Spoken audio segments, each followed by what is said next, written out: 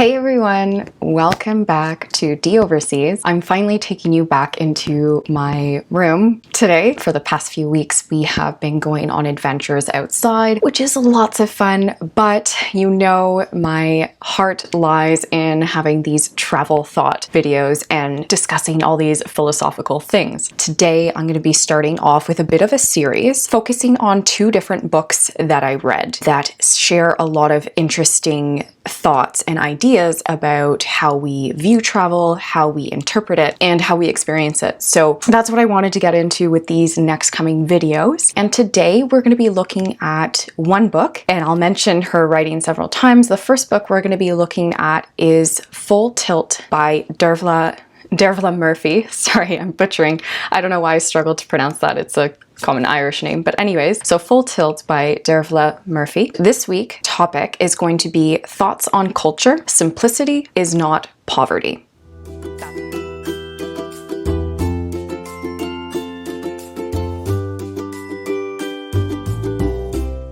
Today we're coming up with some more alternative ways of thinking. So like I mentioned before, the book I recently reread. I actually started reading it several years ago and revisited it just a few months ago. And I consider myself a pretty independent, courageous woman. However, after reading her story, I assure you, this woman will amaze you. If you think you're badass, just read her story. You'll be like, nope, I'm not. This woman is.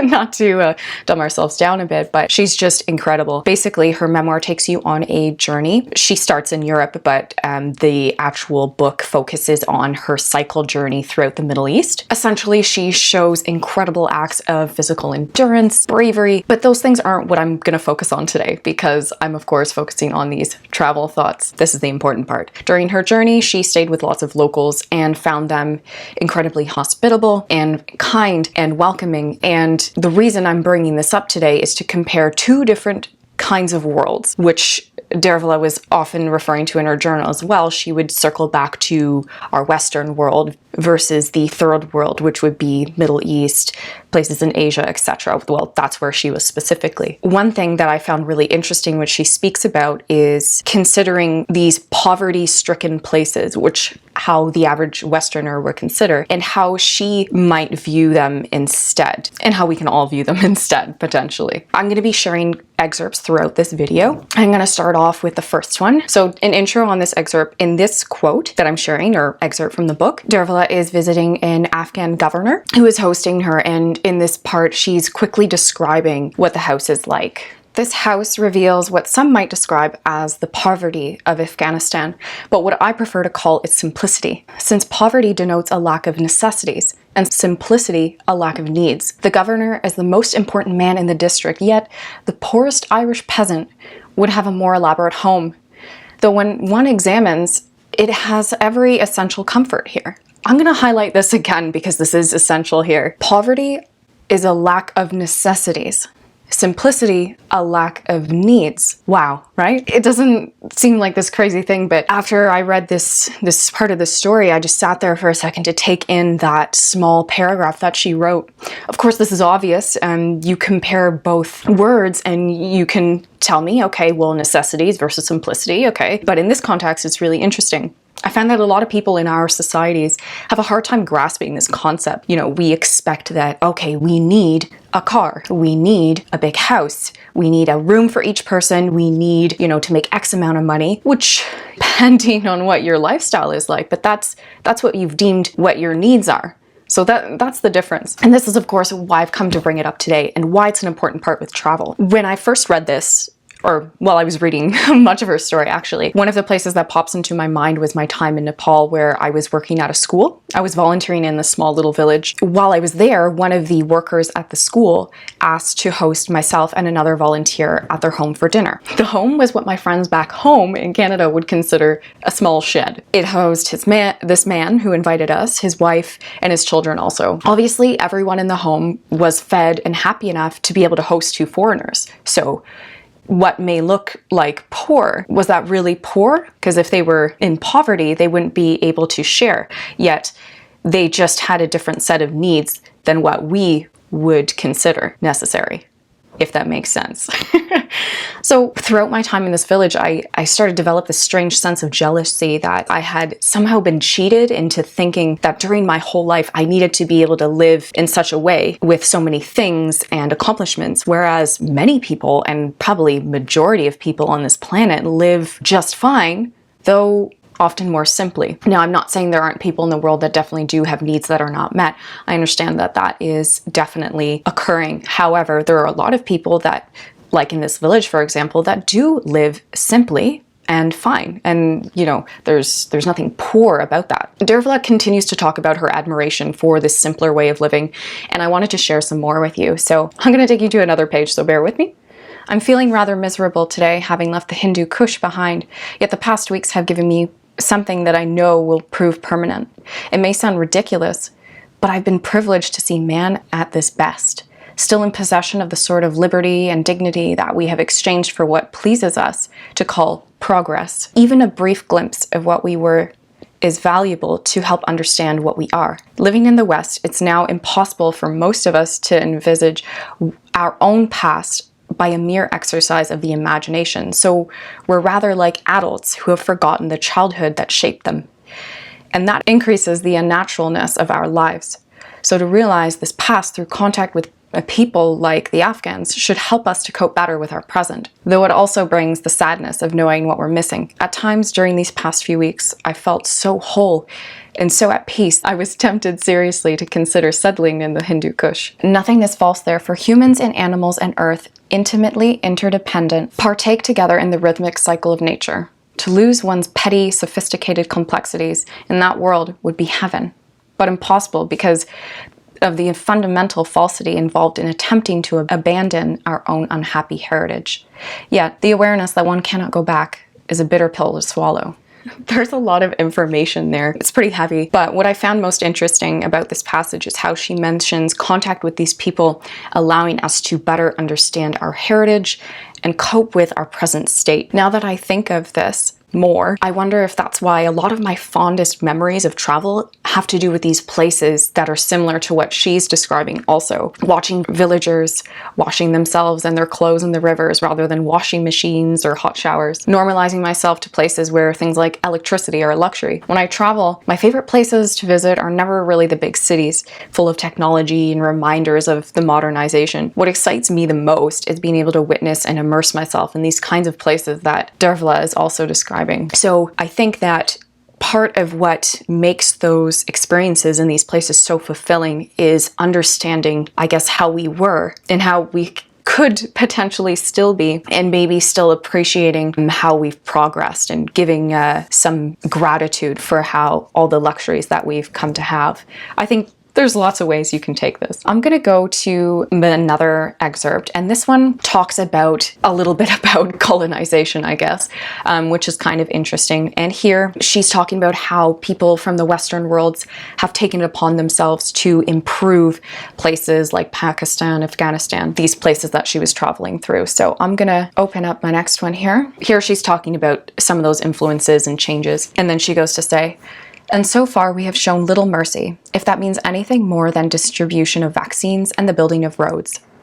With our mad lust for uniformity and a higher standard of living and expanding markets, we go to a country like Afghanistan and cruelly try to jerk her forward 2,000 years in 2 decades, giving no thought to the profound shock this must be to her national psychology. The present state of our own national psychologies is a good enough advertisement for the need of a far more gradual change. I tried to point this out to my friends, the Afghani friends, that once they have created this terrible idol of the modern state, it will enslave them forever, and then it will be too late for them to see the good old days were best. They will be forced to continue worshipping their idol, whatever the cost to their humanity. However, they thought I was mad to find more happiness and peace in an Afghan village than in a European industrial city." Here's another very important thought that she came across that spoke to me. For other monetary and power reasons, people have been taking over each other for I don't know how long, ever? I'm not a historian, but Dervla points out the dangerous fate of people in those places developing an idol of industrialism. Of course, there are some aspects like people's safety and access to proper healthcare should they want or need it. These are instances where a jolt wouldn't be so bad, of course, if we're talking about the well-being and the health of people, sure. But in terms of their culture, their values, their opinions, this is where it gets tricky, right? I'm not going to divulge into this too much, but I'm just throwing this out there for you to mull over a bit. How much good do we do by trying to assimilate these modern cultures in places that are not necessarily behind us always, but just in a very different state? Something to think about. The last thing I want to talk about, this idea of machinery, and it alludes to some different types of traveling that we now have access to. I mentioned before that Dervla Murphy was traveling by cycle. In this one part, she was actually forced to take a plane to get through this one mountain pass because it would have been impossible to do. She was finally convinced by some of the locals there, which was probably good for her safety. But anyways, let's have a look. So she's going through this mountain, she's on a plane, and this is her thoughts. One should win the privilege of looking down on such a scene. And because I had done nothing to earn a glimpse of these remote beauties, I felt that I was cheating and that this nasty, noisy little impertinence mechanically transporting me was an insult to the mountains. You will probably accuse me of some tiresome outburst of romanticism, but I'm not sure you'll be right. The more I see of unmechanized places and people, the more convinced I become that machines have done incalculable damage by unbalancing the relationship between man and nature. The mere fact that we think and talk as we do about nature is symptomatic. For us to refer to nature as a separate entity, something we admire or avoid or study or paint, shows us how far we've removed ourselves from it. Marco Polo saw it as the background to human adventures and endeavors, a healthy reaction possible only when our lives are basically in harmony with it. Granted that Roz, it's her bicycle, Roz is a machine, and that to be logical, I should have walked or ridden a horse from Ireland. But at least one exerts oneself cycling, and the speed is not too outrageous, and one is constantly exposed to the elements. I suppose all our scientific advances are a wonderful boost for the superior intellect of the human race. But what those advances are doing to us seems to me quite literally tragic. After all, only a handful of people are concerned with the excitement and stimulation of discovering and developing, while millions lead feebler and more synthetic lives because of the achievements of that handful. When Stern toured France and Italy, he needed more guts and initiative than the contemporary traveler needs to tour the 5 continents. People now use less than half their potential forces because progress has deprived them of the incentive to live fully. I won't go on, but I really could, because I really do love that part in the story and everything that she points out to us. I'm going to try and focus on a few things. To me, what stands out the most is the phrase of us leading synthetic lives and how progress has removed us from being able to want to live fully. Something to think about next time we organize some crazy whirlwind tour across Europe, or even a single country for that matter. Obviously, I can't very much relate to this fully because I do travel by plane, of course, but I do understand her point, and I'm going to be keeping it in mind for future travels. As an example, I can understand her because when I trekked through the Annapurnas for 3 weeks, I walked the entire time. And realistically, when I think of the distance traveled in that 3 weeks compared to, say, other times where I maybe traveled across a country or more in that given amount of time, the experience I gathered from that 3 weeks walking was far more significant than a lot of, going to places and traveling by plane and bus, etc. So it definitely allows you to have a different experience when you're traveling in this simpler, non-mechanical way. In this case, I'm definitely on Dervla's side, and I'd agree that to do the scenery justice, one should sacrifice some comfort and exert physical force. Taking the most simple form of transport, like walking or cycling, might be the most fulfilling option that we have access to, even though planes, trains, and everything else will get us to other places faster. That's all I'm going to talk about today. Sorry, that was a bit of a lengthy video, but there was so much I wanted to talk about there, and there was such juicy stuff that she talked about that I really wanted to share. But that's all I'll share for you today. Next week, I'm going to be continuing this series of these book excerpts excerpts. Next week, I'm going to be incorporating another book that I talked about, but I will also mention Murphy's book as well. If you like this video, like the video, subscribe for more travel thought episodes like this. There's a lot more philosophical discussions to be had soon, but with all that, thank you so much for watching. I appreciate all the support, and I will see you next week. See you next time.